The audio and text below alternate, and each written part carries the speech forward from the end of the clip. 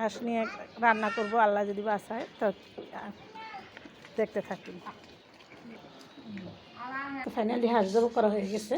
তো রক্ত মাংস দেখানো যায় না, তার জন্য দেখাইলাম না জব করাটা। এখন আমি গরম পানি করে দিই।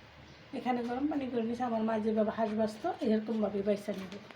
বাস হয়ে গেল আমার হাঁস। দেখেন আমি এখন আবার একটু গরম পানি দিয়ে নিলাম।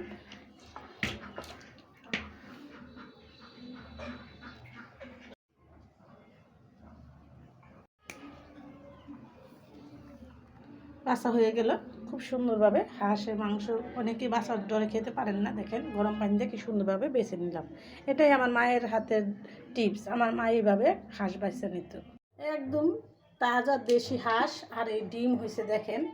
তো এই ডিম ফেসবুক মামা কিন্তু অনেক পছন্দ করে। তো দেখেন কত সুন্দর ডিম হয়েছে। পেটের ভিতরে আরও ডিম আছে, আপনাদের সাথে শেয়ার করব। এই দেখেন, এই যে পেটের ভিতরে আরেকটা ডিম আছে। এই যে আরেকটা ডিম। এই ডিম পেটের ভিতরে ডিম কিন্তু বাচ্চারা খেতে পারে না, বড় মানুষের জন্য। আমার মা বলতো বয়স্ক মানুষ খায়। তো কোটাকাটি শেষ করে চলে আসলাম রান্নায়। হাঁসের গোস্তটা দেখেন, এখানে দেশি হাঁস তো খুব সুন্দর গোস্ত হয়েছে। হাঁসে বেশ একটা গোস্ত হয় না, দেখেন অনেক সুন্দর হয়েছে। আমি এখানে রান্না করব। এখানে পেঁয়াজটা আমি বেরেস্তা করে নিব, আর এই গোস্তটা আমি মশলা দিয়ে মলিদা করে নিব। মলিদা অর্থ মাখানো, আমাদের দেশে বলে মলিদা, কুমিল্লার ভাষা যেটা সেটাই বললাম। এখানে আমার পরিমাণ মতো হলুদের ফাঁকি দিয়ে দিলাম আদা রসুন বাটা, দিলাম মোটা মোটা করে পেঁয়াজ কাটা, দিয়ে দিলাম স্বাদ মতো নুন, দিয়ে দিব লাল মরিচের ফাঁকি। এটা আমি নিজে হাতে তৈরি করে নিয়েছি, আমি বাজারে গুঁড়া মশলা কিনে না। সবসময় আমি মরিচ না ভাঙাই নিই। দেখেন কি লাল টকটকে। হাঁসের মাংস একটু ঝাল ঝাল হইলে খুব ভালো লাগে। তো দিয়ে দিলাম এখানে 1 চামচ ধনিয়ার পাখি। তো এটা আমি ভালো করে মলিদা করে নেব। তো গোশতটা আমার সুন্দরভাবে মলিদা করা হয়ে গেছে। এটা আমি আধা ঘন্টার জন্য রেস্টে রেখে দেব। পেস্ট আমার এখানে বেরেস্তা করা, এখানে 2টা তেজপাতা দিয়ে দিলাম, আর দিয়ে দেবো। এটা হলো কাঁচা বাগারের রান্না, যেটা হলো কাঁচা বাগার। এই হাঁসের মাংসটা আমি ভালো করে 1.5 ঘন্টা মাখিয়ে রাখছিলাম। আপনারা এরকম মাখিয়ে রাখবেন, দেখবেন হাঁসের যে একটা গন্ধ, সেই গন্ধটা থাকবে না। তো আমি এটা 10 মিনিট ভালো করে কষিয়ে নেব। আমি কী কী মশলা দিলাম সেটাও কিন্তু আপনাদের সাথে শেয়ার করলাম। তো মলিদা করে মাংসটা রেখে আমি এখানে 10 মিনিট আর 1.5 ঘন্টা রেখে আমি এখানে বাগারটা দিলাম, কাঁচা বাগারের মাংস। তো আমি একটু ফলিয়ে পানিটা দিয়ে দিব। আরও 10 মিনিট এটা আমি ঢাকনা চাপা দিয়ে রান্না করব। আমি হাঁড়িতে রান্না অভ্যস্ত, কিন্তু কড়াইতে রান্না আমার খুব ভালো লাগে না। আমার মা এরকম হাঁড়িতে রান্না করতো, বলতো কি হাঁড়িতে রান্না করলে মাংসের স্বাদ, তরকারির স্বাদ অনেক গুণে বেড়ে যায়। কারেন্টের চুলা কাঁপাকাঁপি করে। ছোটোর থেকে বড় হয়েছে, কখনো কারেন্টের চুলায় রান্না করি না। আমি শেষ বয়সে আধুনিক হয়ে গেছি।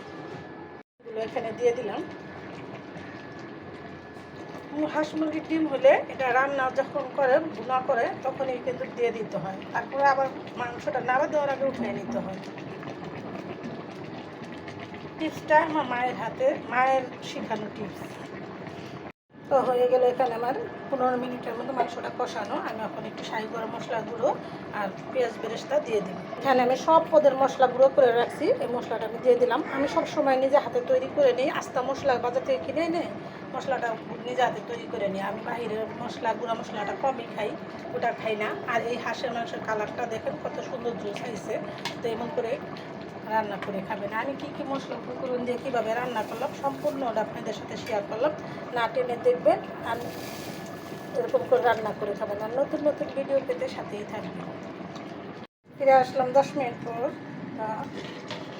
মাংসটা আমার প্রায় হয়ে গেছে। হাঁসের মাংস নাকি রসুন ছাড়া মানানসই না, তো একটু রসুন দিয়ে দিলাম। এগুলো হচ্ছে দেশি রসুন, ছোটো ছোটো। আমরা ইন্ডিয়ান রসুন খাই না, ইন্ডিয়ান পেঁয়াজ রসুন কোনো মশলাই আমরা ইন্ডিয়ান দেশিটা ছাড়া খাই না। তো আপনারাও দেশিটা খাওয়ার চেষ্টা করবেন। আমি এখানে আরও 10 মিনিট রান্না করব।